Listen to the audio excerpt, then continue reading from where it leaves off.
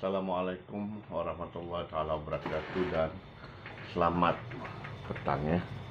Ya, bertemu lagi kita kembali dalam channel YouTube saya. Jadi untuk memberi sokongan terhadap perkembangan channel ini, mohon tuan-tuan puan-puan yang berminat dengan tajuk ini untuk menyokong dengan subscribe channel ini, dan sekiranya ada button loceng, sila tekan loceng.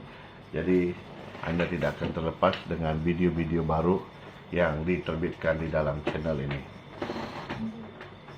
Jadi tajuk kali ini saya ingin membawa satu tajuk baru, yaitu ilmu nama-nama.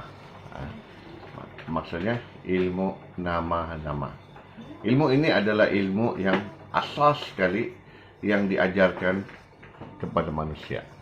Itu bermula dengan sejarah penciptaan manusia itu sendiri.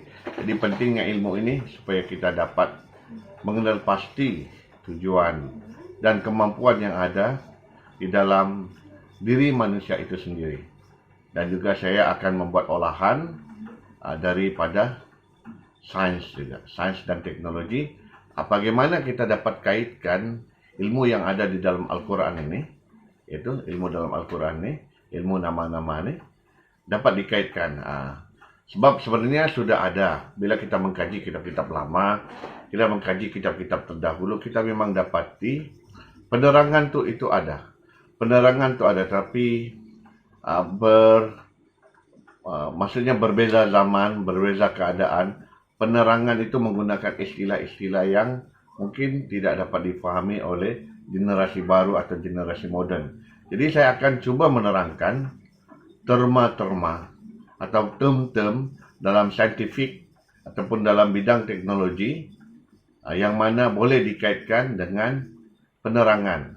Penerangan saya macam contohlah, apabila kalau kita belajar pada kitab-kitab yang lalu, kan, bila dikatakan hanya Allah mengenal Allah, hanya roh mengenal roh, hanya batin mengenal batin, hanya zahir mengenal zahirnya, kan? Zahir sekali-kali tidak akan dapat melihat roh, tapi roh boleh melihat batin. Roh boleh melihat zahir, roh boleh melihat badan. Ini apakah artinya? So di sini terma-terma yang digunakan dalam kitab-kitab yang terdahulu atau kitab-kitab lama sukar dipahami, sehingga menyebabkan perkara ini tidak diambil perhatian, ataupun ilmu ini luput daripada orang-orang yang beriman pada sekarang. Jadi inilah yang kita maksudkan, ilmu ini penting untuk kita bawa. Dia sebenarnya adalah ilmu berkaitan dengan diri kita dan ilmu yang berkaitan dengan ketuhanan. Supaya kita dengan adanya belajar ilmu ini, bukan kita belajar ilmu ini untuk menjadi Tuhan. Tidak. Kita belajar ilmu ini untuk mengenal Tuhan, dan kita akan dapat mentauhidkan Allah dengan sebenar-benar tauhid, bebas daripada syirik yang besar dan syirik yang tersembunyi, dan akhirnya kita akan dapat mencapai tujuan, yaitu dalam surah Al-Kahfi ayat 110, kalau kita beribadah dan beramal soleh dengan ikhlas tanpa ada syiriknya dalam peribadatan kita, insya Allah kita akan berhadapan dengan Allah. Kita akan ada pertemuan dengan Allah. Kita akan mendapat lika Allah itu. Itulah sebenarnya tujuan kita. Jadi kita pecahkan minda kita. Apakah sebenarnya ilmu nama-nama ini? Ya. Pada ketika Allah berfirman, Allah mengatakan kepada para malaikat, aku ingin menciptakan khalifah di atas muka bumi. Aku ingin menjadikan khalifah di atas muka bumi. Maka para malaikat pun menjawab dengan cepat dan segera, apakah engkau ingin menciptakan sesuatu yang akan menumpahkan darah? Ya. Apakah engkau akan menciptakan sesuatu yang akan menumpahkan darah? Maksudnya, pada masa tersebut di atas muka bumi ini telah ada kehidupan, telah ada makhluk lain yang sudah berada di atas muka bumi ini, dan keadaan mereka adalah berbunuh-bunuhan antara sesama sendiri ataupun dengan jenis-jenis yang lain ataupun spesies-spesies yang lain. Sudah ada spesies yang hidup di atas muka bumi ini. Tetapi Allah ingin menjadikan khalifah di atas muka bumi ini, dan dia ingin menjadikan khalifah itu daripada berupa manusia. Tetapi manusia, perkataan manusia yang digunakan adalah bashar. Bashar. Jadi kita perlu paham dalam konteks bahasa kita sendiri, dalam konteks bahasa Malaysia kita sendiri, dalam konteks bahasa Melayu kita ni, apakah yang dimaksudkan dengan khalifah? Apakah yang dimaksudkan dengan khalifah? Khalifah, pada pemahaman awal, khalifah ini adalah penguasa, adalah pemerintah yang menjalankan hukum hakam dan syariat Islam dan menegakkan hukum Allah. Itu adalah pemahaman orang awam berkaitan dengan khalifah, ya, berkaitan dengan khalifah. Dikaitkan dengan pemerintahan, dikaitkan dengan kerajaan. Itulah khalifah, dikaitkan dengan pemimpin ataupun ketua ataupun yang boleh memimpin. Itu pemahaman awal. Tetapi kalau kita lihat dasar perkataan khalifah itu sendiri, kemudian kita tafsirkan menurut penafsiran Al-Quran pada ayat-ayat yang lain, khalifah ini artinya pengganti. Khalifah ini artinya pengganti. Sekiranya satu kaum berlaku zalim atau berlaku jahat, kami akan gantikan mereka dengan kaum yang lain. Perkataan yang digunakan itu ada khalifah, maksudnya menggantikan, pengganti, yang seumpamanya. Sebab daripada satu kaum, dimusnahkan kaum itu diganti dengan kaum yang lain, juga menggunakan perkataan khalifah. Begitu juga dengan ketika Nabi Musa. Ketika Nabi Musa ingin ataupun diperintahkan untuk berpuasa selama 40 malam untuk membersihkan diri, kemudian dia terpaksa meninggalkan kaumnya dan dia menyerahkan, wahai Harun, engkau adalah pengganti diriku, engkau adalah khalifah, aku lantik engkau jadi khalifah mengganti diriku. Jadi dalam keadaan ini, apabila Allah ingin menjadikan khalifah di muka bumi ini, Allah ingin menjadi pengganti dirinya, Allah ingin menjadikan sesuatu menjadi wakilnya, pengganti wakil, yang boleh mengaturkan bumi ini. Itulah. Jadi sebenarnya ta'rif sebenar, makna sebenar khalifah itu adalah pengganti Tuhan, adalah wakil Tuhan, adalah pelaksanaan bagi pihak Tuhan. Dan semua ini jika dilaksanakan dengan ikhlas, jujur, amanah, kan, dengan tawaduknya dan tawakalnya, maka itulah adalah martabat hamba. Maka kita menjadi hamba. Maksud sebab kita, segala perlakuan kita, segala perbuatan kita adalah semata-mata atas kehendak Allah. Maka kitalah jadi wakil Allah. Kitalah menjadi pengganti Allah. Bukan kita mengaku sebagai Allah. Tidak sekali-kali. Bukan kita mengaku sebagai Tuhan. Mengaku sebagai Tuhan itu martabat Fir'aun. Mengaku-ngaku diri kita itu sendiri, ada kemampuan, ada kebolehan, itu adalah martabat iblis. Itu kita kena rujuk kembali, kena berhati-hati. Okey. Seterusnya, apabila dan juga kita disebut manusia tu, dia tidak disebut dia tidak sebut nas, an-nas, tidak disebut manusia, kan. Dia menciptakan manusia tu, dia adalah bashar. Perkataan bashar.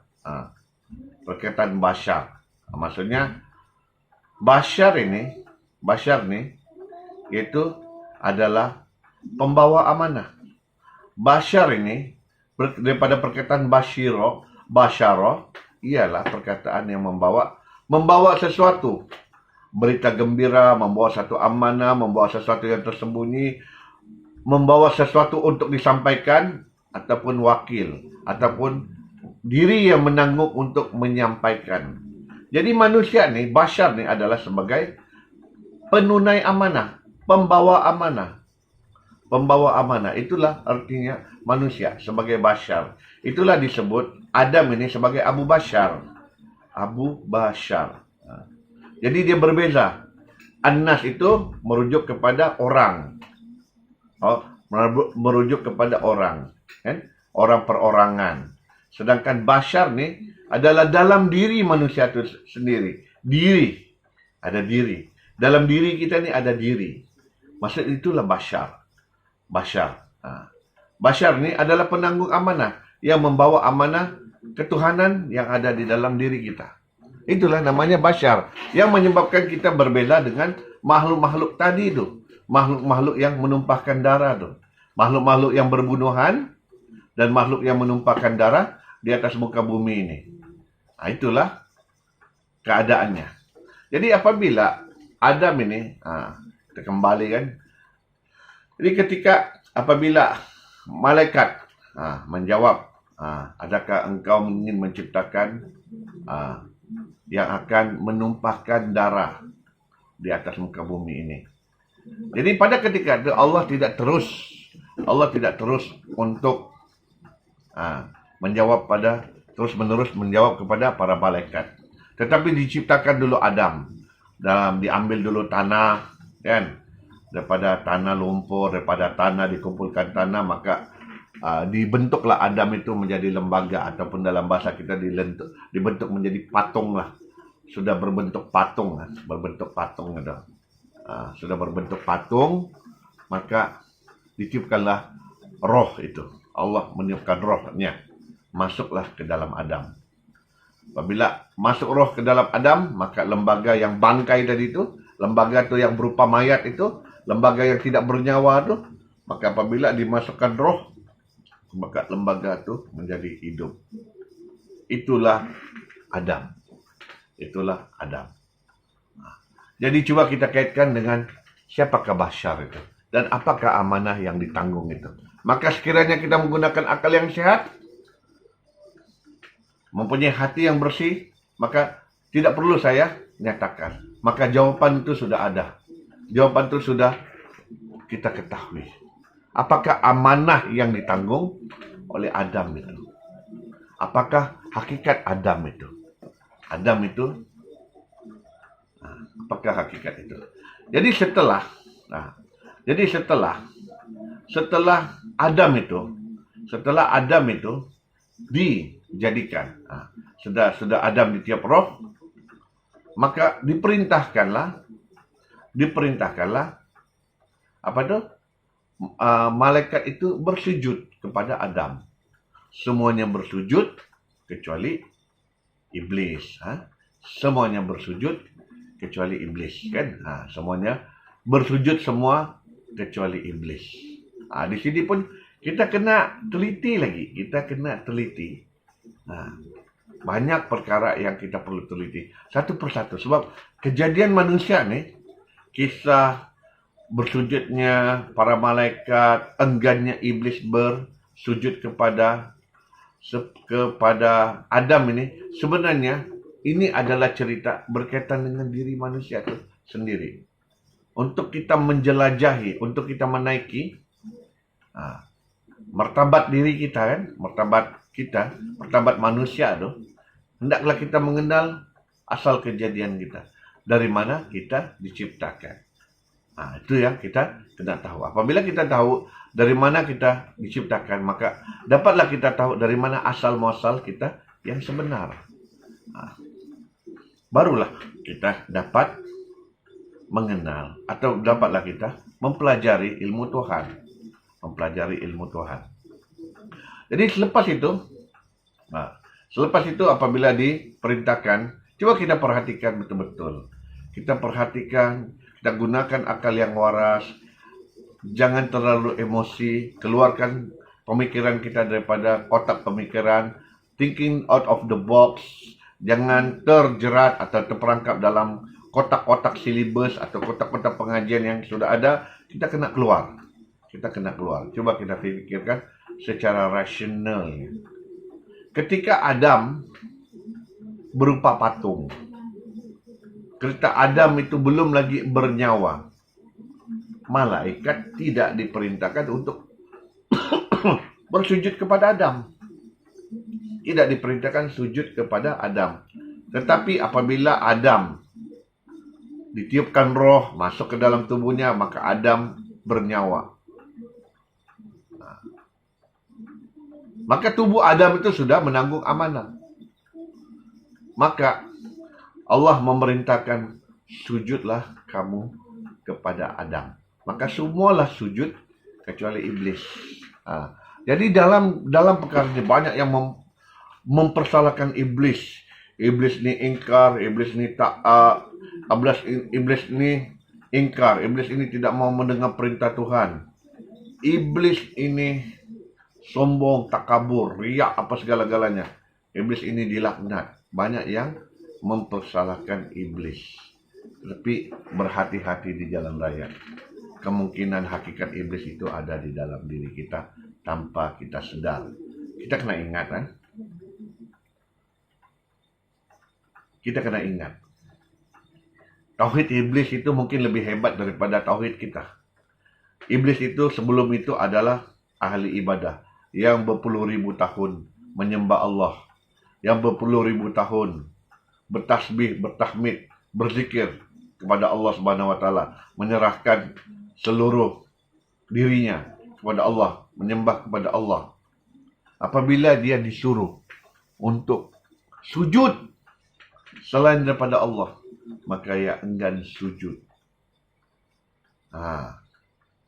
Jadi iktikat tauhid iblis itu juga sangat tinggi. Maksudnya dia tidak ingin sujud selain daripada Allah. Walaupun Allah perintahkan sujud, dia tidak ingin sujud kepada yang lain. Itu tauhid iblis lah. Dia hanya sujud kepada Allah Subhanahu wa taala. Kenapakah dia enggan sujud? Kenapakah dia enggan sujud? Kerana dia memandang kepada lahirnya Adam. Kerana dia memandang kepada wujudnya Adam.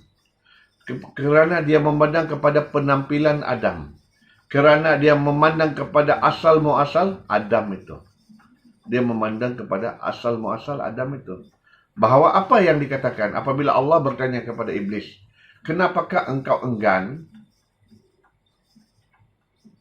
bersujud kepada Adam? Maka terus iblis mengatakan bahwa Adam itu diciptakan daripada tanah, aku ini diciptakan daripada api. Aku ini lebih mulia daripada dia. Maksudnya di sini adalah perbicaraan asal muasal. Adam berasal daripada tanah. Aku berasal daripada api. Aku lebih baik daripada dia. Ini adalah keegoan. Ini adalah kesombongan. Ini adalah ketakburan. Ini adalah keakuan diri. Keakuan diri. Jadi maksudnya bila ada keakuan diri, bila ada kesombongan, bila ada ketakburan, takabur, sombong, ego dan adanya keakuan diri itu, maka tertutuplah iblis ni. Tertutup ni maksudnya kufur. Tertutuplah pandangan iblis ini. Tertutuplah ia daripada memandang apa yang dibawa oleh Adam itu. Apa yang dibawa oleh Adam itu. Dia hanya memandang kepada jasad Adam. Dia hanya memandang kepada asal muasal Adam. Tetapi apakah yang ditanggung oleh tubuh Adam itu? Apakah yang ditanggung? Apakah yang dibawa oleh Adam itu? Kita kembali kepada perkataan Bashar itu sendiri. Balik kepada perkataan Bashar itu sendiri. Jadi sekarang nih, orang banyak gagal. Ramai orang gagal. Ilmuwan, tak kiralah bidang agama kah, bidang kehidupan sosial kah, kehidupan moden kah. Banyak orang terperangkap di dalam martabat iblis. Aku lebih baik daripada dia. Contoh, aku pelajar universiti. Kau tu sekolah kampung saja. Aku belajar bahasa Arab. engkau tidak tahu berbahasa Arab. Begitu. Aku ni bersekolah ataupun aku belajar di luar negeri, sampai ke Oxford, sampai ke USA, sampai ke UK, sampai ke Jordan, sampai ke Al-Azhar, sampailah kemana-mana lah pelosok dunia, ke Jerman kah, ke Rusia kah, dalam bidang apapun, perubatan kah, teknologi kah, kemahiran kah, seni kah, tidak kiralah apa bidangnya. Apabila kita mengaku aku lebih hebat daripada engkau tu belajar di dalam negara saja, engkau tu diploma saja, engkau tu SPM saja, engkau tu SRP saja, engkau tu sekolah rendah saja, ataupun engkau tu tidak bersekolah, kan? Apabila kita memandang diri kita lebih baik daripada orang lain, itu adalah keakuan diri, itu adalah kesombongan diri, itu adalah takabur diri, itu adalah hakikat iblis yang ada di dalam diri kita. Maka inilah yang perlu dibuang, inilah yang perlu dibersihkan, supaya kita dapat memandang, kita dapat melihat apakah yang ditanggung oleh Adam itu. Inilah. Jadi, oleh kerana iblis itu tidak dapat memandang, tidak dapat melihat, maka dia enggan sujud kepada apa yang dibawa oleh Adam itu, maka menjadilah iblis itu dilaknat. Dan kita tengok iblis ni, walaupun dia sudah dilaknat, kemudian dia menghadap Allah lagi, bahawa dia ingin meminta kebenaran, meminta keizinan untuk menyesatkan keturunan Nabi Adam. Menyesatkan keturunan Adam ni, aku akan sesat mereka. Pasti mereka. Dan dia mengetahui juga, pasti ramai di antara mereka akan terjerumus ikut sesat. Akan ramai ikut sesat seperti aku. Kemudian dia juga meminta tempoh. Apa kata-katanya? Wahai Allah, engkau telah menjadikan aku sesat. Tengok tauhid iblis tu. Dia tahu yang memberi petunjuk dan yang menyesatkan tu adalah Allah. Maka dia mengetahui, kerana engkau Allah telah menjadikan aku sesat, maka berilah aku supaya aku dapat menyesatkan keturunan Adam ini. Maksudnya apa di situ? Maksudnya, iblis ni mau buat salah pun, mau buat kesalahan pun, mau buat satu perkara yang buruk pun, memohon izin Allah. Diberi keizinan, baru dia laksanakan. Kan? Jadi, iblis ni bukan sembarangan. Nanti kita ada kisah lagi, iblis tu. Apa tuntutan iblis nanti di hari kiamat? Iblis ni akan berlepas diri daripada kita. Iblis ni akan berlepas diri daripada kita. Sebab nanti itu kita akan bincangkan kemudian, ya. Dan Allah juga memberi jaminan kepada iblis. Engkau tidak akan dapat mempengaruhi, engkau tidak akan dapat menyesatkan, engkau tidak akan dapat mengambil supaya menjadi sesat terhadap hamba-hambaku yang mukhlisin, hamba-hambaku yang ikhlas, hamba-hambaku yang tidak syirik. Yang ikhlas bertauhid kepada Allah, tidak syirik, itu tidak akan dapat dipengaruhi oleh iblis. Jadi, untuk menunjukkan kemuliaan, ketinggian Adam ini, maka Allah pun mengajar Adam ini nama-nama. Ini pengajian yang tertinggi nih. Kalau kita belajar di sekolah rendah, sekolah tadika kah, sekolah rendah kah, sekolah menengah, maksudnya ramai murid. Contohlah 30 murid dalam satu kelas berguru kepada seorang. Kan, seorang guru. Naik kita kepada peringkat universiti pun masih lagi. Murid kadang-kadang beratus orang dalam dewan kuliah yang besar. Guru seorang. Tetapi apabila kita naik kepada pengajian yang lebih tinggi, master, ataupun kita buat doktorat, ataupun buat kita buat profesor, ataupun dia higher sekali kita buat profesor doktor. Pengajian itu sudah one to one, face to face. Maksudnya ilmu yang ingin disampaikan itu adalah ilmu yang sangat tinggi, ilmu yang sangat nilainya sangat besar dan kedudukannya yang mulia. Jadi apabila Adam ini berguru, Allah mengajarkannya Allah mengajarkan Adam nama-nama. Ini adalah pengajian face to face, pengajian hadap menghadap, pengajian yang di alam yang tertinggi. Di alam yang tinggi, maksudnya hanya Allah dan Adam saja yang mengajar. Coba kalau kita tengok kan, kalau orang yang kanak-kanak yang lambat bercakap ataupun ada masalah percakapan, diadakan satu bilik yang khas, yang sunyi, berhadapan, face to face terapi. Lebih kurang beginilah keadaannya Adam itu. Berguru dengan Allah Subhanahu wa taala itu adalah hadap menghadap. Hadap menghadap. Wajtu wajahiyah. Dihadapkan mukaku kepada mukamu. Kita pun baca berhadapan nih dalam solat kita kan. Berhadapan. Ilmu yang berhadapan dengan Allah Subhanahu wa taala. Ilmu nama-nama namanya. Ilmu nama-nama. Jadi untuk kita tahu apakah ilmu nama-nama nih?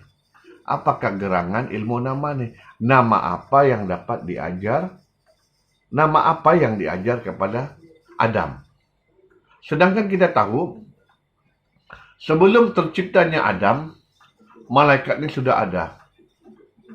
Tidak tahulah, tapi dia dalam berpuluh ribu tahun atau ratus tahun ataupun ribuan tahun, hanya Allah yang mengetahui.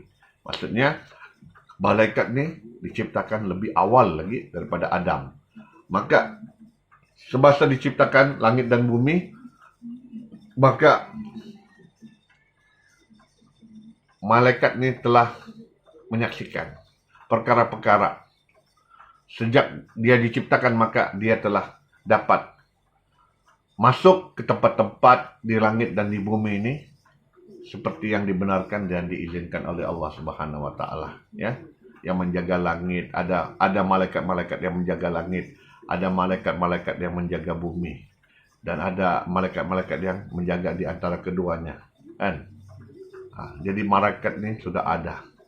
Dan itulah malaikat mempunyai pengetahuan. Itulah mereka membantah pada asalnya. Kenapakah engkau ciptakan sesuatu yang akan menumpahkan darah di atas muka bumi? Kerana dalam pemerhatian malaikat, kehidupan di bumi ini berbunuh-bunuhan dan menumpahkan darah saja kepada makhluk-makhluk yang ada. Spesies yang ada di atas muka bumi ini sebelum adanya manusia. Jadi untuk mengangkat martabat Adam ini,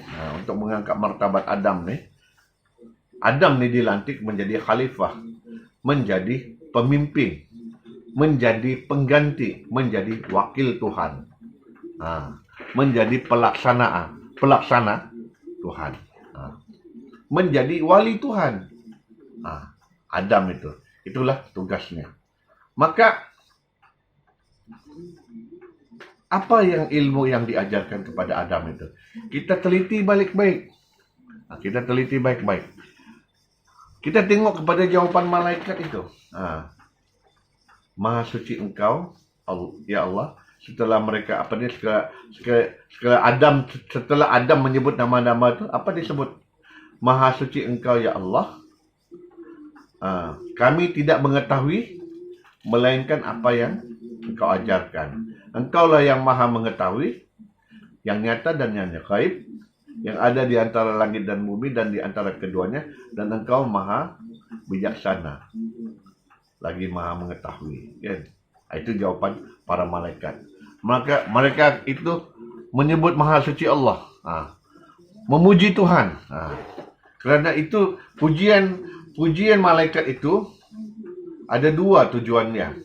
Selain daripada memuji keagungan Allah, mereka juga mengaku kesalahan mereka dan sebenarnya mereka memohon rahmat, keampunan daripada kemurkaan Allah Subhanahu wa taala.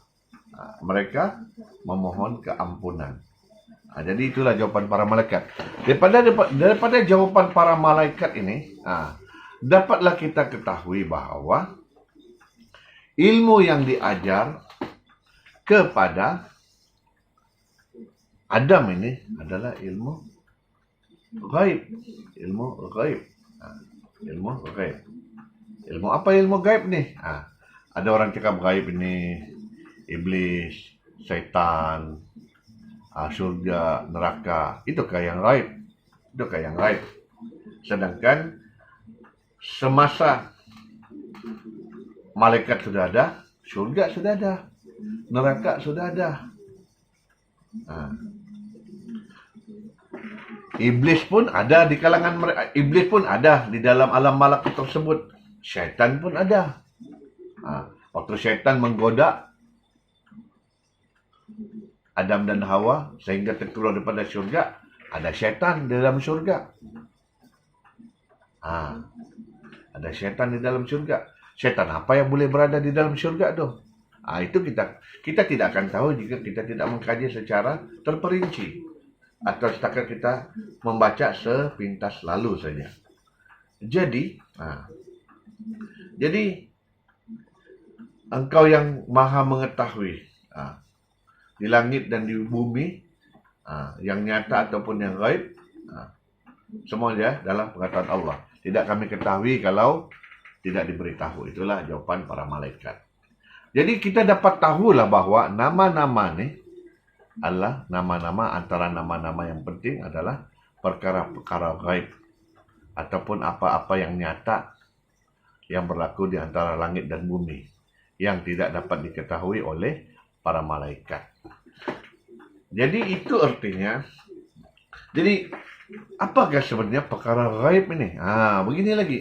Untuk kita faham gaib ini, kita kena kembali kepada selain, betul, gaib ini adalah perkataan bahasa Arab.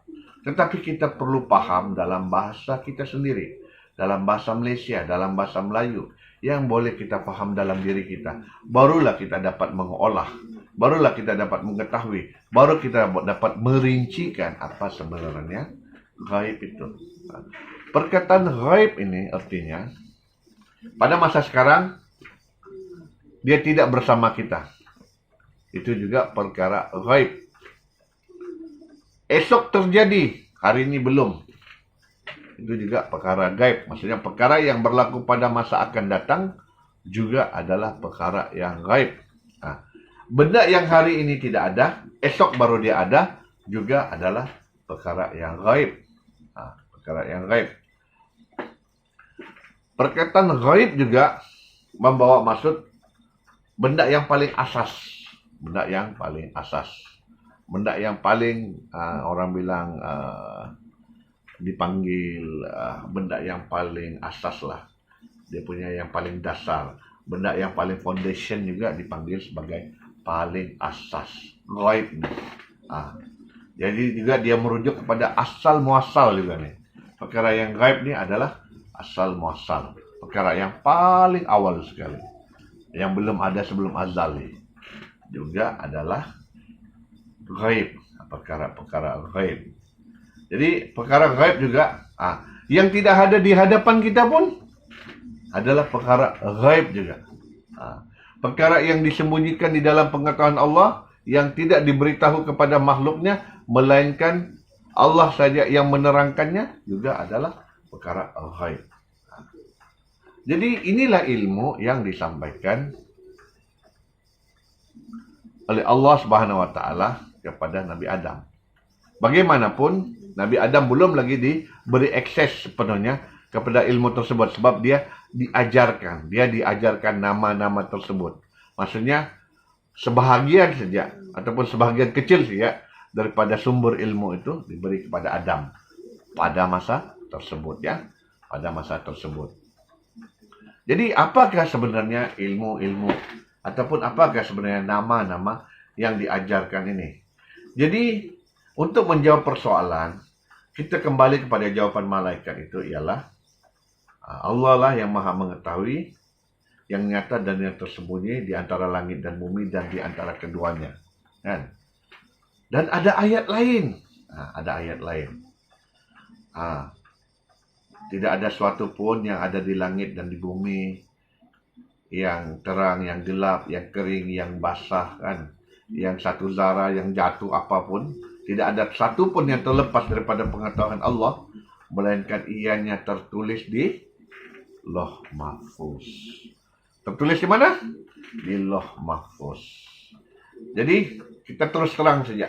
Tidak perlu berselindung, tidak perlu bercelote lama. Kadang-kadang ada yang penyampai ini dia berkias kan. Tidak juga. Lambat kapal untuk sampai kepada pelabuhan. Lambat kapal untuk ending. Nah, orang bilang untuk berlabuh kan, untuk dia letak kedudukannya. Simple saja. Ilmu yang diambil, ilmu nama-nama tuh diambil daripada kitab Lauh Mahfuz. Kitab Lauh Mahfuz. Jadi bagaimana Adam ini dapat sampai diberi akses ataupun diberi nama-nama atau Allah ajarkan nama-nama itu kepada Nabi Adam. Jadi ilmu yang ada nih di alam malakut. Ilmu nama-nama ini ada di alam malakut. Adapun di alam malakut ini ialah setelah Allah beritahu kepada para malaikat. Semasa dia menjadi rahasia, malaikat pun tidak tahu. Semasa dia menjadi sir disebut. Semasa dia menjadi sir di atas alam malakut itu, maka disitulah Allah mengajarkan Adam. Di alam ini. Jadi kita kena tahu peringkat Adam itu. Adam itu di mana kedudukannya. Kita kena tahu pada ketika itu Adam baru saja diciptakan. Belum lagi dia diturunkan ataupun belum lagi Adam itu masuk ke dalam syurga. Okay? Adam itu belum lagi masuk ke alam syurga. Adam itu belum lagi diturunkan ke alam dunia. Maksudnya Adam ini masih bersih. Adam ini masih di alam malakut. Bahkan yang ada di dalam tubuh Adam itu naik lagi ke atas alam. Dipanggil alam ketuhanan lah.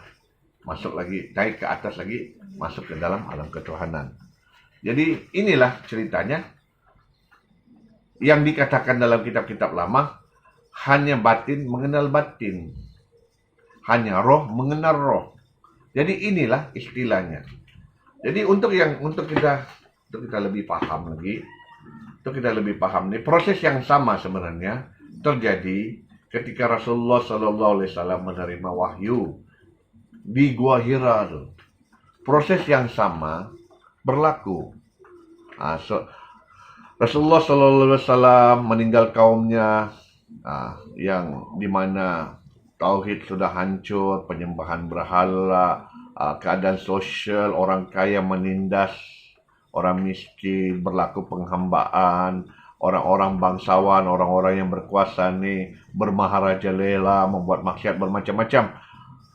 Jadi struktur masyarakat dari segi spiritual dan juga sosial sudah hancur.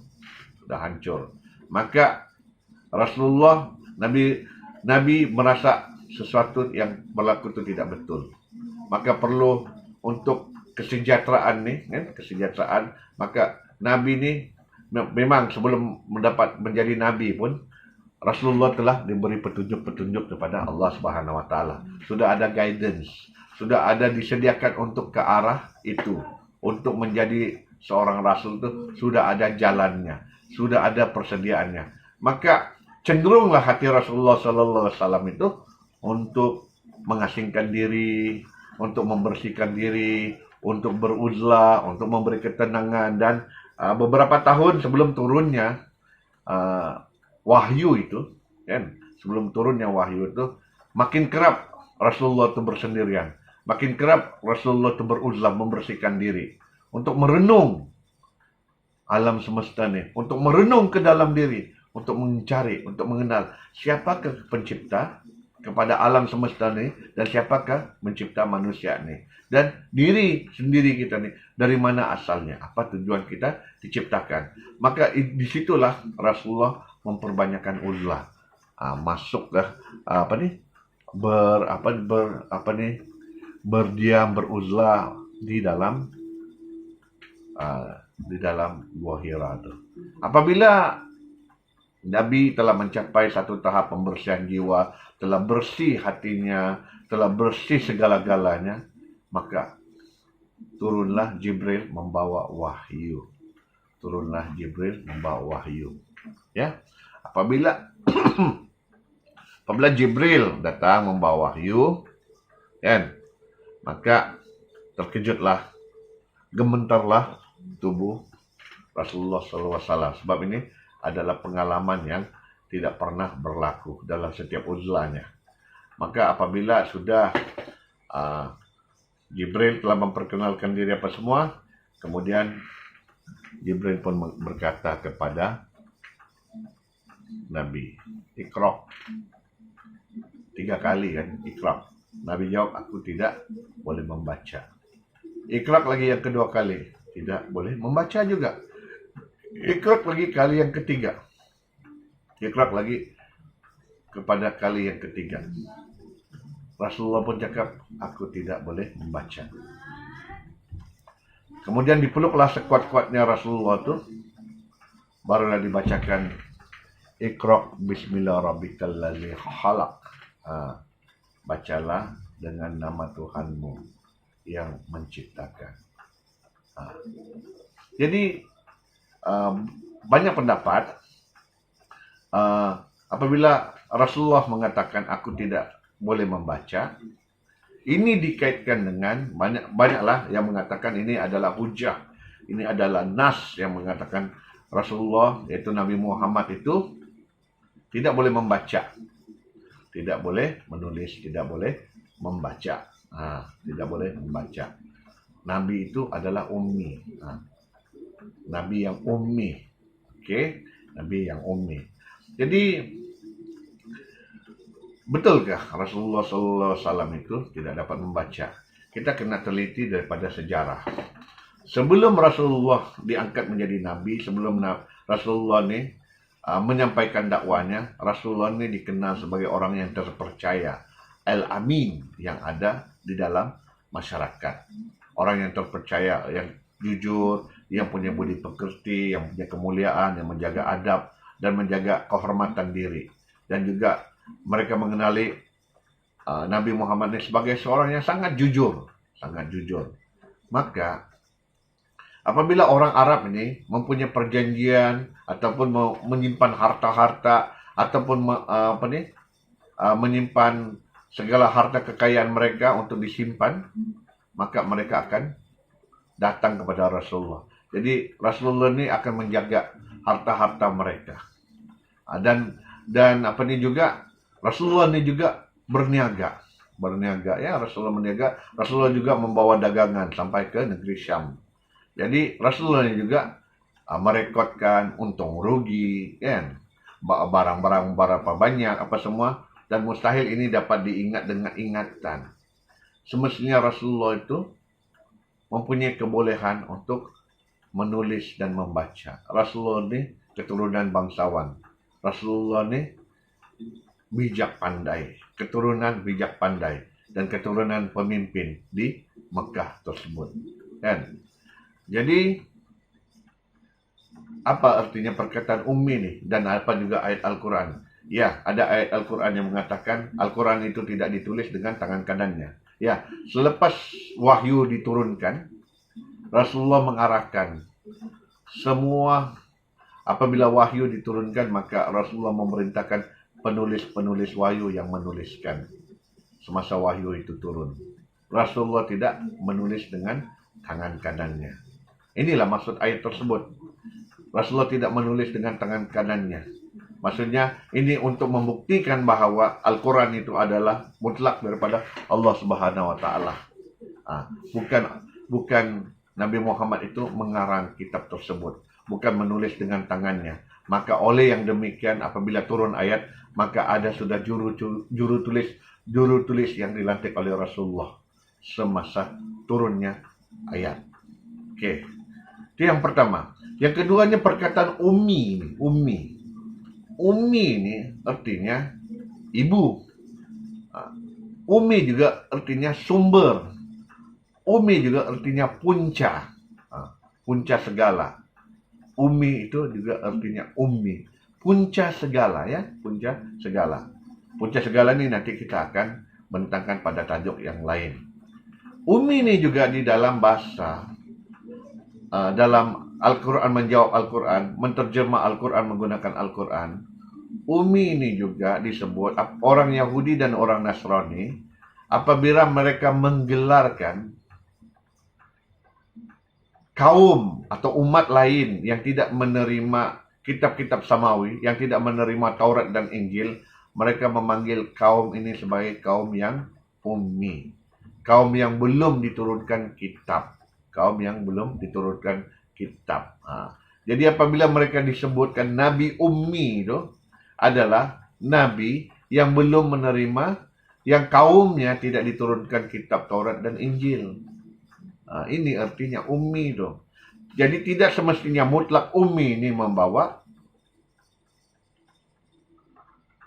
Tidak semestinya ummi ini tidak membawa maksud buta huruf. Tidak semestinya ummi ini membawa maksud buta huruf.